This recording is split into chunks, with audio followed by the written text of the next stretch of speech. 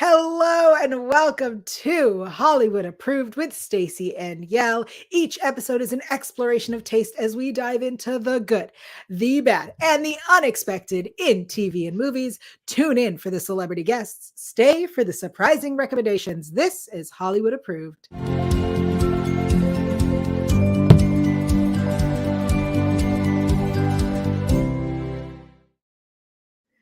Yay! Hello, look at that thumbs up you got going, Stacey. How are you doing? We took a little time off, but we're back now. We're back in effect, and I am hot apparently. I don't know what's going on this weather, but I am doing wonderfully. How are you doing this year? I'm so excited about our guest today. Yes. I am really excited because one of our picks is the same, which is even cooler. But also, I'm excited because I know that you have been watching some Good Trouble, and we'll talk more about that. I've been getting in some good trouble too. Yeah, you are. But let's introduce our special guest today. We have Seri DeYoung. Welcome. Hello. Hello. I want to know about this Good Trouble Stacey's been getting into.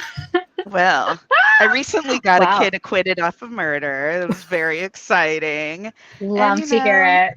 I think I'm going to move to DC. We'll see what happens. So, keeping busy, keep it moving. Well, before we get into the details, Seri, why don't you tell people who maybe are not as familiar with Good Trouble, or I guess the series that it originated from, tell us about this.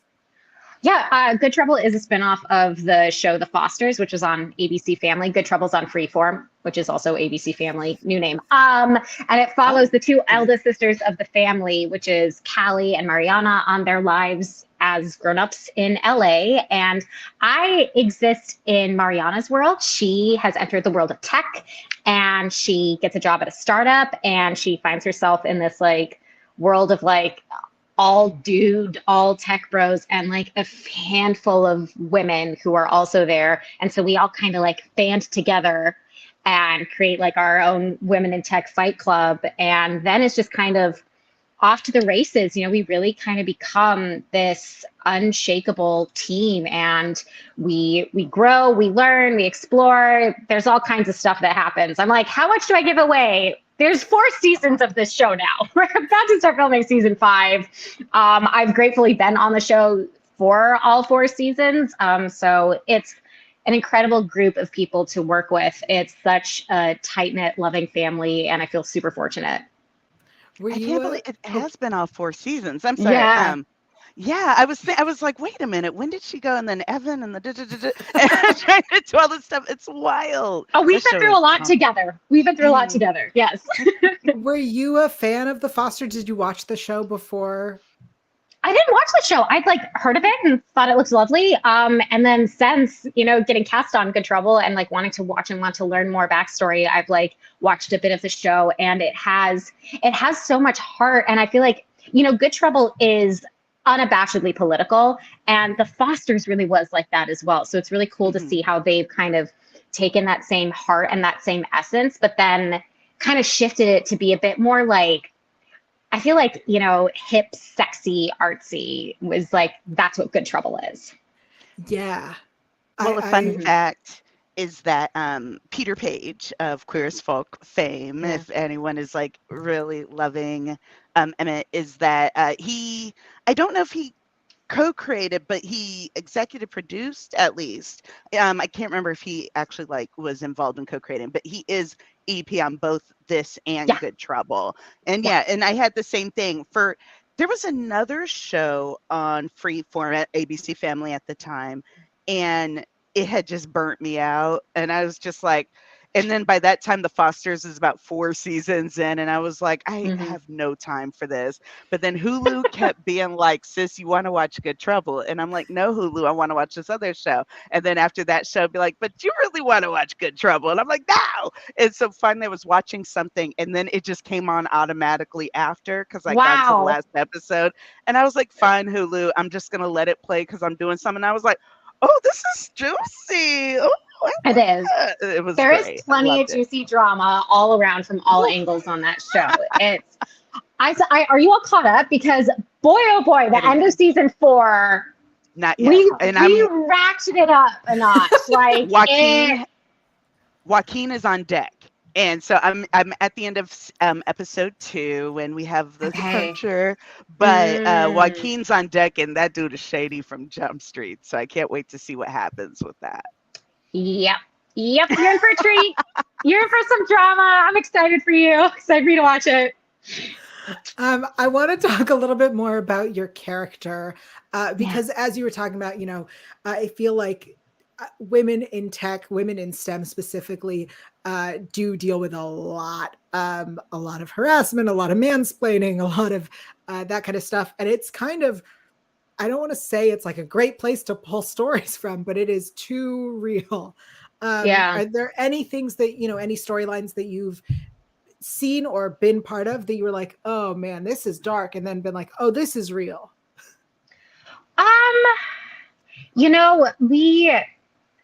It's funny, like one of the scenes that I've always gone back to as like just a paramount of like, oh, this is why this show is so good. It's literally the scene that I auditioned with, and it's the Fight Club girls we're all in a circle, and we've all kind of come together for the first time, and we're trying to figure out and problem solve like ways, because we're all just sick of it. We're all sick of being talked over or undercut or have our ideas repeated by a man, and everyone goes, that's a good idea, and we're like, well, I just said that, so it's like we've all just like had it up to here. And so we form this group and we sit around and we brainstorm, okay, how can we solve this? Okay, if someone says a good idea, we have to say, hey, that was a great idea, or and it's like all these things where it's just like we are coming up with a game plan for how to support and uplift each other. And I'm like, that's so great, because I feel like it's one thing to like be annoyed and sort of like, yes, sexism, it sucks, and I feel like you're really taking it to such a solutions-based place when you're like, and here's what you can do to combat it. And to be like part of a show that is like adding that voice into the world, that's something I'm so freaking proud of, because it's really easy to sit around and complain and vent, and I think it's important to have space for that, and that we can hold space for each other, but then at the same time to be able to problem solve and to be able to come up with ways to support and uplift. I just love that. I love that we were able to provide that for the world and for women in STEM, especially young women in STEM who are watching the show. I think that's one of the like brilliant things that Freeform does in their shows. When you have, Good Trouble, The Fosters, going back to the ABC Family days of Switched at Birth, like these are shows that dealt with a lot of serious issues. And the network was like, okay, so we're going to deal with the issue and we're going to give you solutions. We're going to show young people stepping into it and going, how do we deal with this? How do we face this? What change can we make? It's almost kind of being like, hey world, look what you could do. Why don't we do something? Yeah. I've always loved that. There's a lot of that in it's funny because the scene that you're talking about, what I like is definitely those scenes of them kind of coming together to plan. I remember thinking that was really innovative, especially like when I say something, make sure you back it up, make sure you bring attention to it, etc.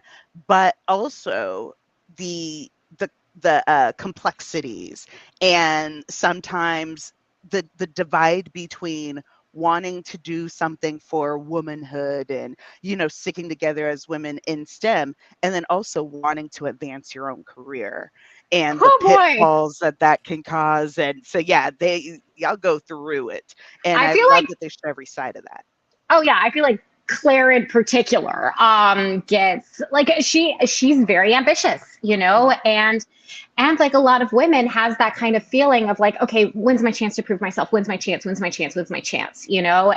I know that's been a struggle for Claire for kind of, throughout the seasons, is like this continual inner battle of, wanting to, and it's kind of coming from a fear place of being like scared that this is her only chance, so kind of like battling that out with also her love for her friends and for this team. And not without cause either. And I think that's one thing that's so important that is pushed through. It's like, well, I'm not going to get another opportunity. If I mess this up, I'm going to get blackballed for the rest of my career. And we almost see that happen to certain characters within the show where it's like, am I never going to be able to have a job in tech again? And it's like, well, all right, here we go. Let's go. Let's keep pushing. Yeah, it's a lot of anxiety, that's for sure. I love that. Well, let's get into our discussion of TV and movies and all the things that are going on in our viewing habits. Stacey, I'm going to start with you just because we've been talking about it. What is the last thing that you watched? Good Trouble. I just started watching it because it had a very long hiatus. And I am a person, I love to kind of let them build up a little bit and then just binge everything. And I was like, I need to be in my little Good Trouble mood where I'm like, I'm going to be mad at some of these characters, I'm going to love some of these characters, I'm going to want to strangle some of them. And who's this new guy? Just all that stuff. And so now I am in full Good Trouble mode and having a great time. Let me ask, because I am very, very behind as in at the beginning of the series. So where are we at? Season 4 has completed? Yes. Yeah. Finished airing? It's all on Hulu. Yep. All right. And season 5, you are in production? Just getting started. Yeah. Just getting started. Yeah. I am not a patient person. Well, you know what's funny? I just recently saw Emma Hunton in the Euphoria XOXO burlesque. If you guys are in LA, they're going to be performing it again. They're going to do another kind of rendering of the show coming up soon. So definitely check that out. It was fantastic. And of course, that girl sang her face off. So it was great. But, she's so talented. Yeah. And she was like, yeah, we're about to get started again. I was like, okay. Seri, what is the last thing that you watched? The Woman King. Oh, I haven't watched it yet. Very excited. Yeah. Oh, it's so good. Miss Viola. You can't beat her. Like we're so lucky to be alive in the same time as Viola Davis. And I'll say this, the actress, I was unfamiliar with her work before, and now I've like looked her up and I'm like, oh, of course you've worked a ton. But the gal who's like, she's kind of like the protagonist. She's like the main character, like the girl who kind of joins the army. Thuzo is the name of the actress, and Thuzo, I don't know how to say her last name. I'm gonna go with Crazy Eyes in Orange Is the New Black. No, Uzo's not. No, not her. No, not Uzo. Suzo. Her name's Thuzo. Oh, Suzo. Okay, I'll look it up. Yeah, go ahead. She was on the show Underground. The Barry Jenkins Underground Railroad show. She's like the main character. Her face is on the poster. Yep. So she is opposite Viola Davis, and like she so holds her own in front of Viola, and it's like they're both just so powerful. And in general, it's just a really great war movie. You don't know where it's going to go next. Like I kept thinking that, like, I didn't think we were going to end up here. Oh, I wasn't expecting this. Like, it's so unexpected. The women are so badass. John Boyega is like great and hot, and it's great. That's so funny. So The Woman King was also the last thing that I watched, my pick. I absolutely loved this film. I think that I heard somebody say, oh, you got to think of it like Braveheart, but with women. And I was like, oh, that's such an interesting comparison. Because I was like, I don't know that I feel that way. But if that helps you, yeah, think about like Braveheart, but with women. Because I love a good fight sequence. I think that's so fun to watch. And this was full of them, full of incredible fight sequences. So if you like any Marvel superhero movie where they have cool fight sequences, you're going to love this. If you like political dramas, there's a whole political drama happening. And I think that Viola Davis should be getting an Oscar, not a nomination, the Oscar for this performance. She was another one. Amazing. Yes. And you're right. The girl who played opposite her was just so, I was like, this girl is incredible. I believe she's so powerful. Everything. She's so powerful. I was absolutely blown away. Yeah, it's so good. It really is just like even if you like take away everything, it's just an interesting story.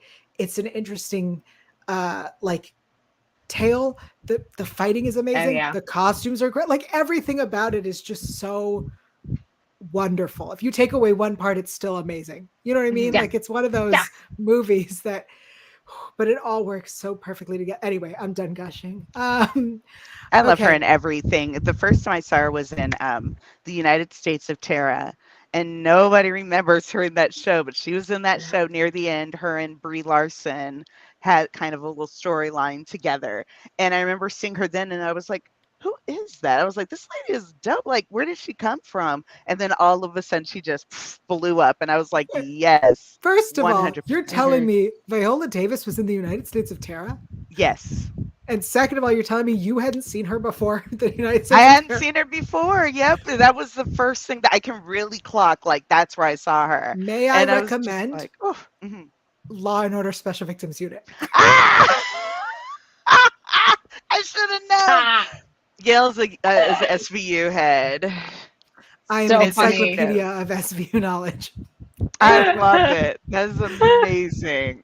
All right, Sari, what is a show Yes. or movie you just discovered? Yeah, really late to the game on this one, but Atlanta. Oh, it's so good.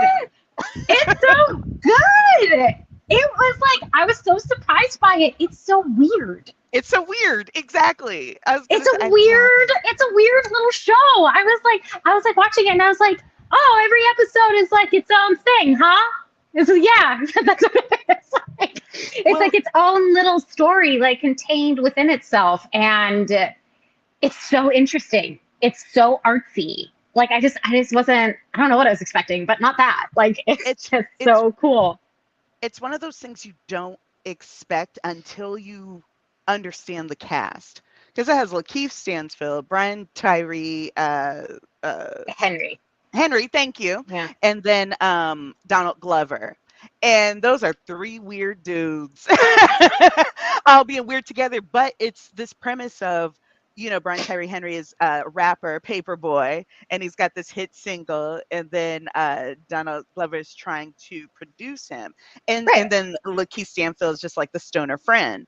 But as it goes, it becomes so much deeper and straighter, especially season 3. That season was wild. And that finale, Okay. one of the best episodes of television, in general. It was Oh, that's great. exciting. I Yeah. just started season 2.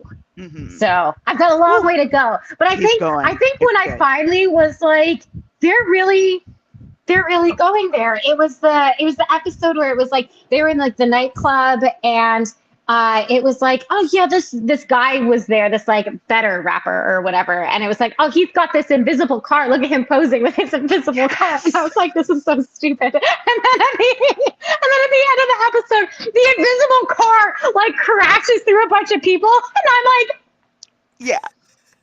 what It's are they wild. doing on this TV show? What is happening? And people are sleeping on it, and I really want them to wake up to it because I was that sleeping show on it. is amazing. Yeah. I think this is, I mean, that is the whole point of this show, is to tell people about the shows and movies that we're sleeping on. So On Hulu, y'all. it's on Hulu. I will say, because I didn't realize, all I've heard about Atlanta was that it's good, and then weird bits that people be like, oh, there was an episode about this.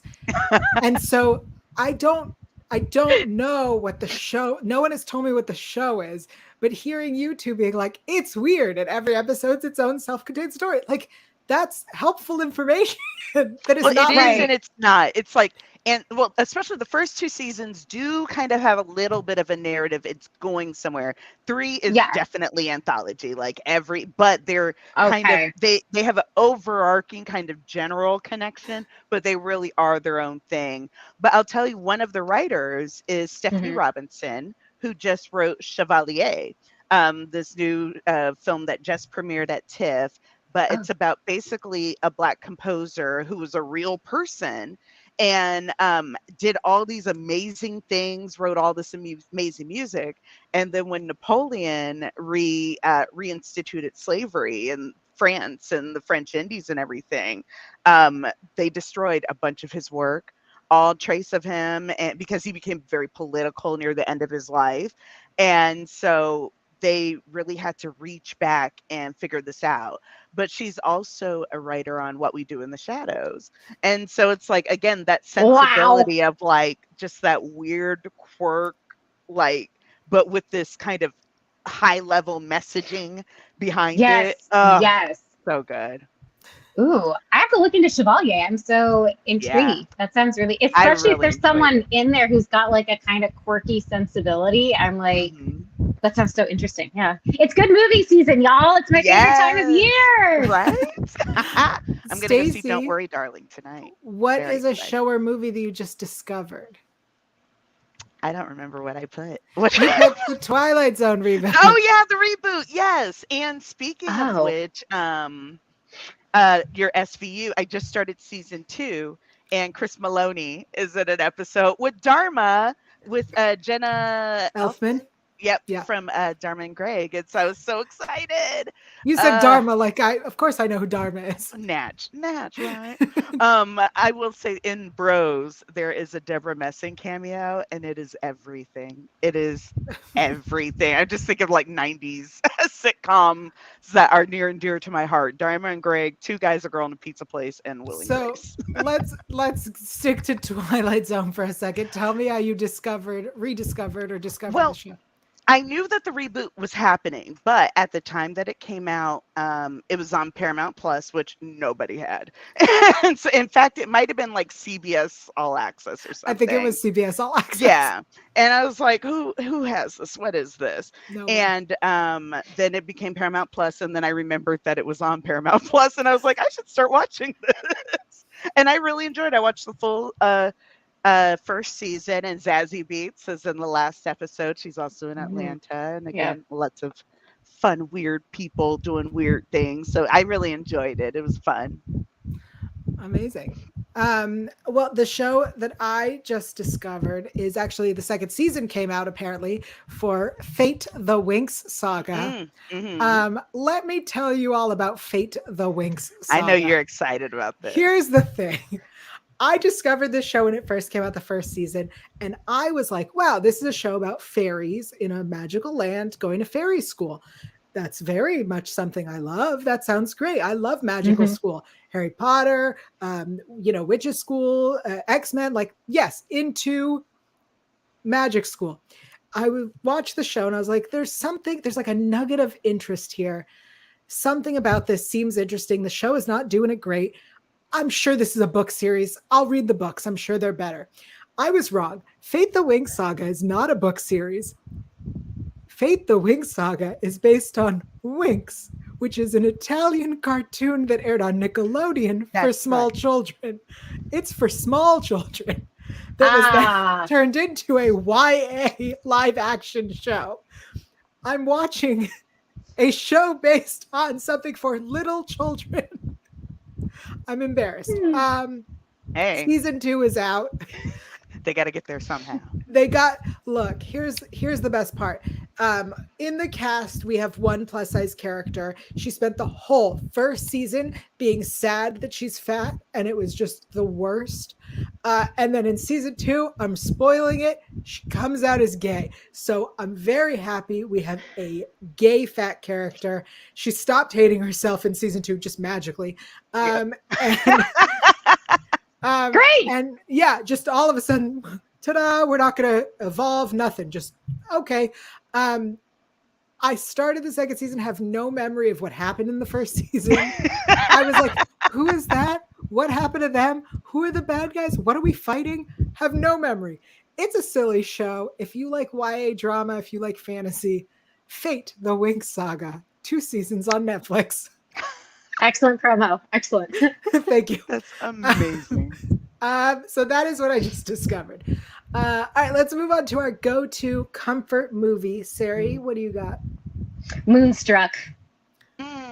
Oh, look at Cher. Look at the hair. Look at Nick Cage. He was so young. Guys, Nick Cage didn't even know how to act yet. Like you can tell he's really still kind of like figuring it out. Like it's real rough around the edges. It's just so good. Have you guys seen it? What I is the have not seen premise? Moonstruck. Yeah, tell us a little bit about it. It's like this, they're like this, it's in the 80s, and they're like these Italian families, and like Cher's about to get married to Johnny Camerari, and then she has to go and invite her fiance's estranged brother to the wedding, Nick Cage, and he won't take her calls because he's very angry. And so she goes to the bakery where he works to go invite him in person, and he like yells at her, and he's wearing like a beater tank top, and he's like really sweaty, and he's like, go away, and she like falls in love with him, and it's all very dramatic and really messy, and it's really sweet. It like, the end of the movie is this like really beautiful like family scene that is just like, it's just so comforting and so cozy. It's just, I love it. I've watched it a million times. Did You she probably win an recite the Oscar whole for that? thing. She won the Oscar for that. Oh, Yes, yeah. she did. Yes, Good she for her. did. So Cher at her finest. I love it. Amazing. Yeah. I will add that to the top of my list. Nice. Stacey, what is your go-to comfort show or movie? So I put Good Will Hunting. I this movie came out when I was in my moody teenage years, and another little humble brag, when we were at Minnie Driver is in Chevalier, and I there's another woman, and I'm so angry I'm blanking on her name, but she's the actress who played Marie Antoinette. I saw her later at a party, and I got to say hi to Kristen Minnie and just Dunst? in Chevalier. Oh, okay. Yeah. That's Interview with the Family. That's a different thing. But not that Marie Antoinette. I was like, I wasn't she love Marie it. Antoinette? Yes, Yeah. she was. And I actually didn't mind that movie. But anyhow, and so I was speaking with this actress later, and I was like, I got to say hi to Minnie, but I knew I couldn't talk to her for very long. And she was like, well, why? And I said, because the only thing I want to say to Minnie Driver is, I want you to say that you don't love me, and I won't call, and I won't write, and just all that stuff. And then I want to be like, I do love you, Minnie. And she's like, okay. And then we just go off into the sunset. I will accept nothing less from my interaction with Minnie Driver. And all of that comes from Good Will Hunting. It is the best. It's just so many wonderful lines, so many just moments, how you like them apples, so many like quintessential moments in my life go back to something involving Good Will Hunting. And so I'm like, I got to give props where props are due. I love it. I don't know anyone who's not from Boston that loves it as much as you. Exactly. If I didn't know you, my first question would be like, are you from Boston? Exactly. I like the apples. Okay. It's That's not great. your fault. It's All not right. your fault. I mean, another Oscar winner, right? Isn't that the one that Robin Williams won the Oscar for? And Matt and The Boys. Oh, The Boys. Yeah. Oh, maybe yeah, right. For writing, did they co-write? Yeah, I think so. Yeah. I knew somebody won an Oscar. Oscars were won. Right.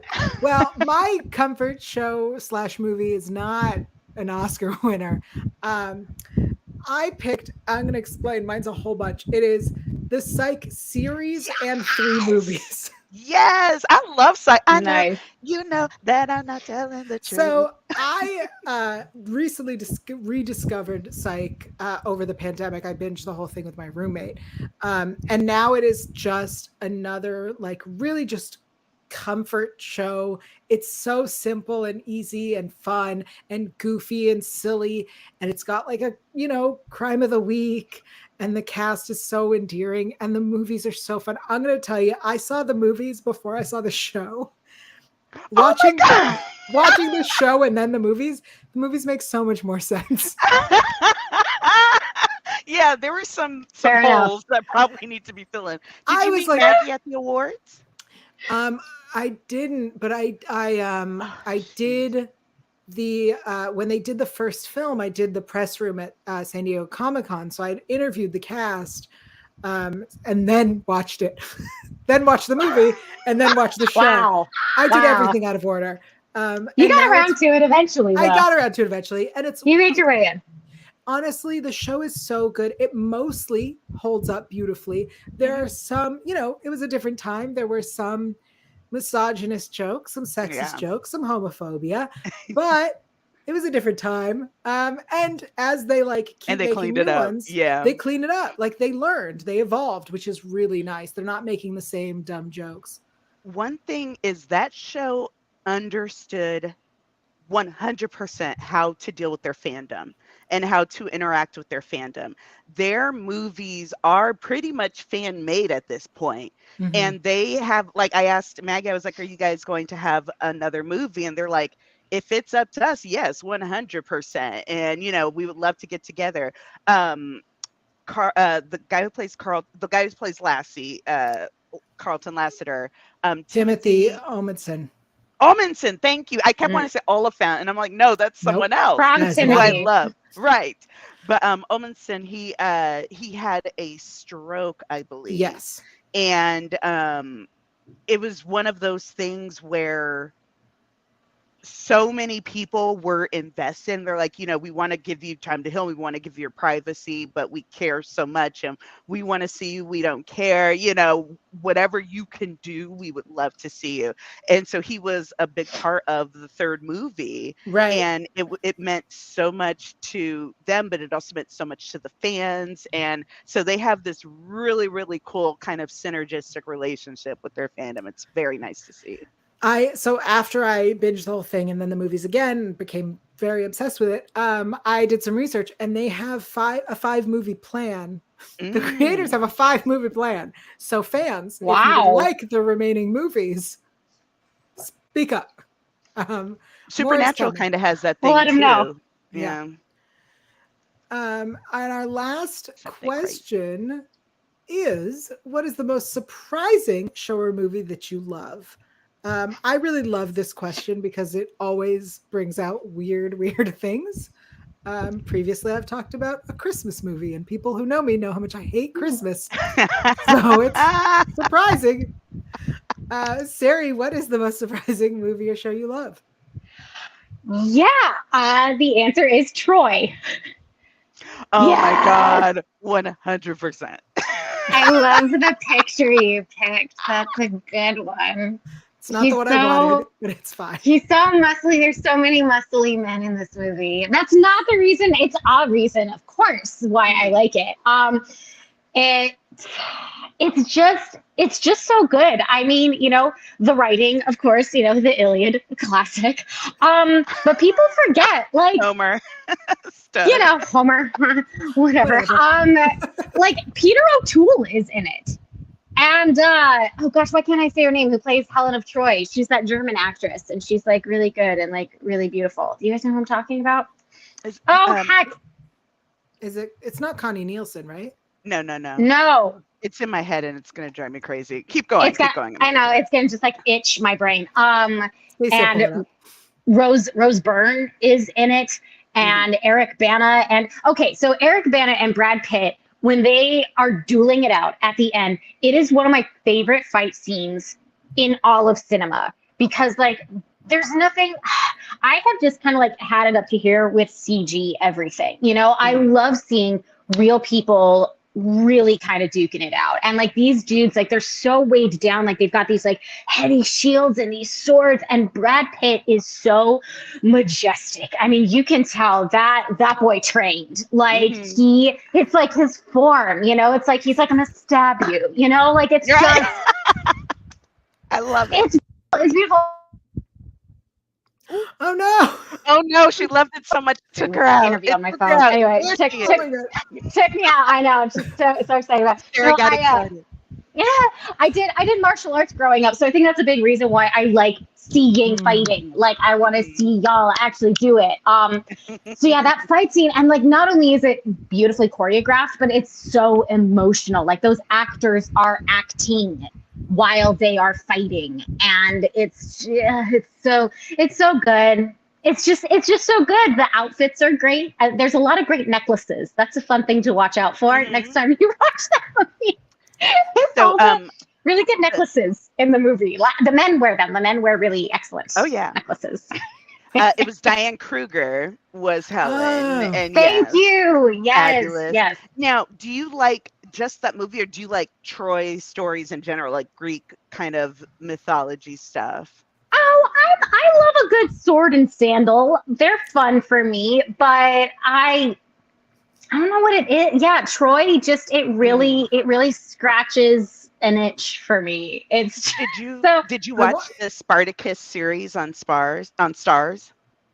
No, I didn't. I think you would really enjoy that. It has Lucy Lawless, who's fabulous, and it's fun. Just everything you could want that is in this movie is in that series. It's very good. Where would you rank? All the actors are so good. Where would you rank Troy with 300 and Gladiator? Ooh. I mean, listen, I know Gladiator's better. I know it is. The heart wants what the heart wants. But the heart wants what the heart wants. I like Troy better than either of those movies. Like I've seen Gladiator, and I'm like, it's a good movie. Like you couldn't say otherwise. 300's like super duper fun, but I feel like Troy has this like. It has this like the weightiness and like the elegance of the Iliad, but with all of the like, you know, grit of like these excellent actors like doing their thing. And it's not. I'll say 300 is like much more visually stunning. Like that is like a visual masterpiece. Like it's freaking gorgeous. But I mean, yeah, Troy's pretty good looking too. You know, especially for the times, you know, 2004, you know, like we were just in a different aesthetic at that time. Like, you know, the 300 came out, I mean, I know a few years later, but it was kind of groundbreaking as far as that that graphic novel, like highly stylized visuals, which I do love. But yeah, it's Troy for me. That's the one. All right. It's the Troy from me. It's the Troy for me. Stacey, what is the most surprising show or movie you love? So was I right with the title, Tiny Pretty Things? Little. It's Tiny Pretty Things, yes. Okay, cool. Yes, Tiny Pretty Things. It was a show on Netflix about ballet dancers. Now, if you know anything about me, you'd probably be like, is she really going to go for the ballet show? I was not a bunheads person. It's fine. But give me ballet plus messiness, and I am 100% there. And when I tell you this show was capital M to the E to the SSY, it was so good. And that's what someone's like, you think the show is good? I was like, I never said it was good. I said that I loved it, which makes it great. But I don't think it ever got a second season. I knew it wasn't, but I was still gutted. Nonetheless, I would rewatch the first one. It is such I don't understand how they got it on air, but I'm so happy that they did, even if just for a short season. It's so good. I think I might have auditioned for it. Oh, I'm trying to remember. I auditioned for a ballet show, and it's like I've actually auditioned for a couple, and it's like it's such a nightmare because like I'm not a ballet dancer, but I did it when I was like a little girl. Like I did it from the ages of like 3 to 9, and so I'm quite out of practice, as you can imagine. So and then they'll be like, send us video of you dancing, and I'm like, you don't want to see that.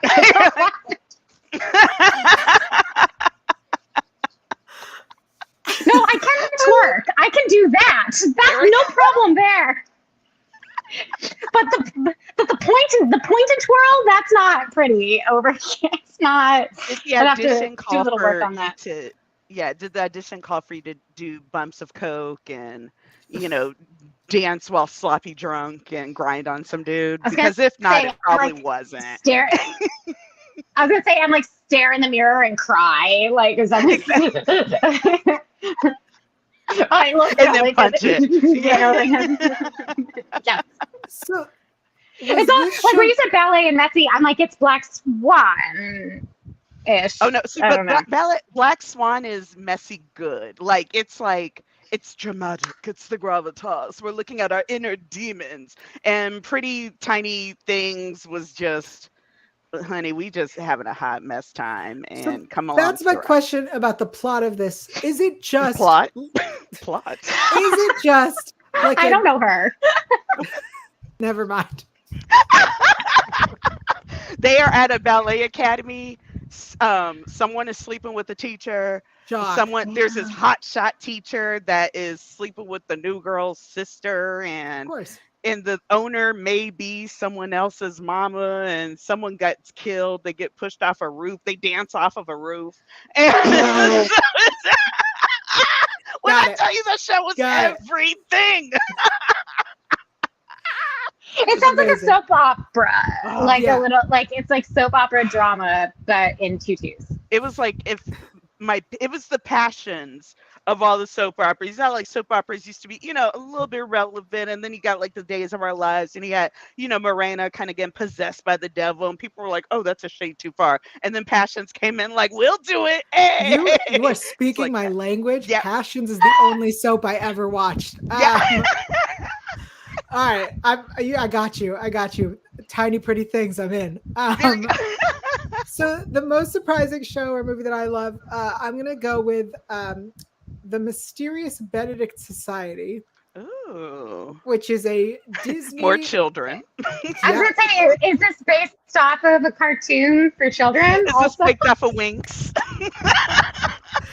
is this in the Winx universe? It's not in the Wigs universe. It's in a weirder universe. It is a Disney Plus original series. Okay. It is again geared towards children, and I watched it out of requirement for prep for an interview. So I did not choose to sit down and watch this. I want that on the record. Sure. Well, I'm going to say to start watching it, but when I subscribed to it, that was all me. Sure. It reminds me of the Series of Unfortunate Events series that existed I love on that. Netflix. So it's very similar in that quirky, the villains are kind of weird and quirky and silly. And so are the main characters, but you've got these like really intelligent children who all have different skill sets. And one of them is very smart and thinks about puzzles in an interesting way. And one of them is very smart in that he like remembers every single thing he's told or seen. And then there's a girl who carries a bucket, which has all of her like tools. So she always has what she needs. And I think that that's a beautiful Her Mary commentary, Poppins bag. but it's a beautiful commentary about how even little girls' clothing doesn't have pockets. Listen, the struggle. And then there is another girl in the group who seems really like rude and uninterested, but she's just very blunt and honest and like cares just as much as the rest of them, but that's just not in her personality. And I like her because she seems like an asshole. And I'm like, yes, small asshole child. I feel you. I was that child. And so it's a really weird show. Tony Hale is in it. He plays Benedict and then Benedict's twin brother as well. So it's him as two different characters. I love Tony Hill. He will always so make funny. the interesting decision. We're like, okay. Like one of these brothers has narcolepsy that's kind of triggered by laughter. So like he gets very excited and laughs and then passes out. It's weird. It's a weird show. If you like a good mystery, it's weird and interesting.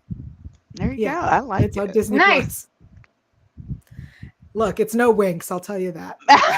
I was going to ask you if you watched Paper Girls. Did you watch Paper Girls? Are you asking me? Yeah. Oh, I couldn't get past the first episode because all of the girls were assholes. And I was just about to ask. Yeah. You can't do that. You can have one asshole, especially with children. But exactly. And yeah, unfortunately it got canceled. I think it needed a second season to really kind of ground itself because those characterizations were all over the place. And like some girl was over here and another was over here. And then she was nice, but not really, And so, and then Jason Mantzoukas shows up. You're just like, what? I didn't make it that far, which is a bummer because I like Charmaine. But yeah, exactly. But yeah, so it was an interesting show. I wish it would have gotten a little more chance, but yes, for that exact reason.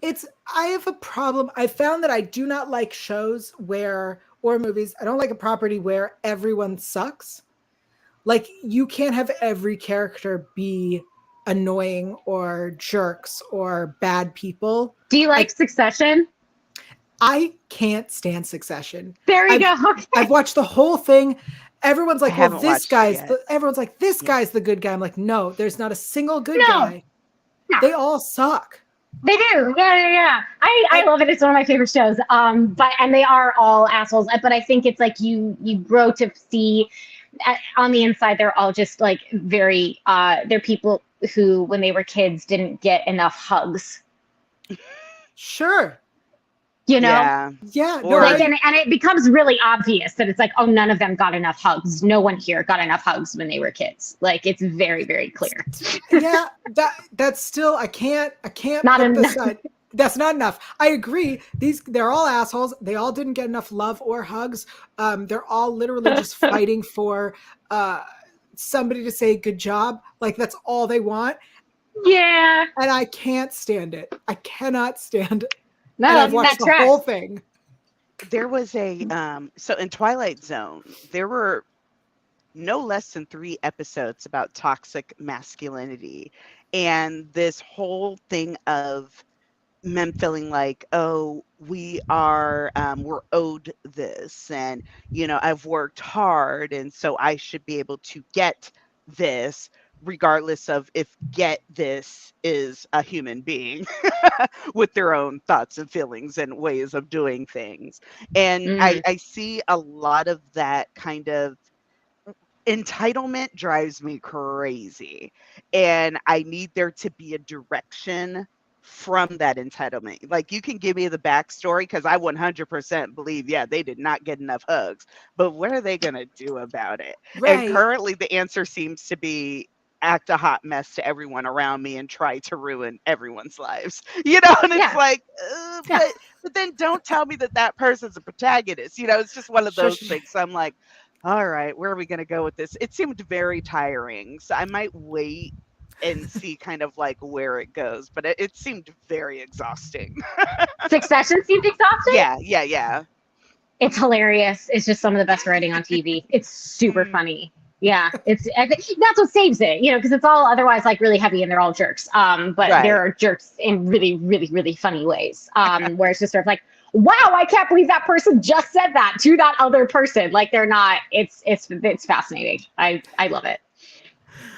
Well, on that note, Seri, why don't you let everyone know where they can find you on social media and what else they can watch you in right now? You can find me at Seri DeYoung on the social medias, and you can catch me on Good Trouble. I also directed a documentary that just released on Amazon, iTunes, and all the other platforms called Tender Points. So if you go to tenderpointsdocumentary.com, you can see it there. If you just literally type in Tender Points into Amazon, you'll find it. One of my best friends has fibromyalgia, and if you don't know what it is, which a lot of people don't, it's a chronic pain, fatigue, muscle soreness, achiness disease that there is no cure. 10 million Americans have it. Most of them are women. And one of them happens to be my really good friend. And she stumbled upon this protocol, not a cure, because there was no cure, but a protocol that could potentially reverse her symptoms. And she asked me to document the process. So in doing that, we started telling the story of her being on the protocol, and then we realized, okay, but we really kind of need to contextualize this illness, and what this means for your life and what this means for the lives of people who have it. Right. So what started off as maybe going to be a short little project turned into a feature-length documentary, and it's out now. So I'm really excited. Congratulations. That's out there in the world. Thank you. Thank you so much. Awesome. I'm glad it's getting more exposure, because that is a disease that, I think of Paula Abdul. She had it and I think is still dealing with it for a very long time. Yeah. And, as a dancer, her joy, her lifeblood is dancing. And it's like, if it's also causing you pain, what do you do? So I love that you're bringing more attention to it. Oh, yeah. The fact that it's an invisible illness, I think, is just, that's such a challenging thing to live with of any of the kinds of invisible illnesses where there is no visual marker at all whatsoever. So people might be like, oh, you have a handicap sticker, but you look like you're fine. And it's like, Yeah. So I was grateful for the opportunity to be able to, shed some light on that, and just grateful for the opportunity to help my friend tell her story. Yeah. Remind everyone again, it's available on Amazon, you said, iTunes. It's Amazon / iTunes, which means Apple, and like other places like Vudu and Vimeo, and I'm going to forget them because there's like a bunch of them. But yeah, if you go to tenderpointsdocumentary.com and just say watch now, you'll get like all the Awesome. Perfect. You'll get all the cool. actions. Amazing. Thank you so much. Before we go, we want to remind you that the Hollywood Critics Association has a lot of amazing content coming out each week, including after shows, Pop Council on Mondays, our show on Tuesdays, and so much more. Until next time, Stacey, where are you on the internet and what are you up to these days? At Sticky Keys, STICKYKEYS on Instagram and Twitter. And I am trying to get my website off the ground. So cross your fingers. It's so much, but it's very fun. Yvonne Creative. It'll be coming to you very soon. Amazing. Cool. I am Yael Tygiel. I'm everywhere at Yael Tygiel. That is YAELTYGIEL. Keep up with me on social media, and I'll tell you what else I'm up to because Leverage Redemption is coming back for season 2, which means the after show should be starting soon. Thank you all so much. We'll see you next time. Bye. Bye.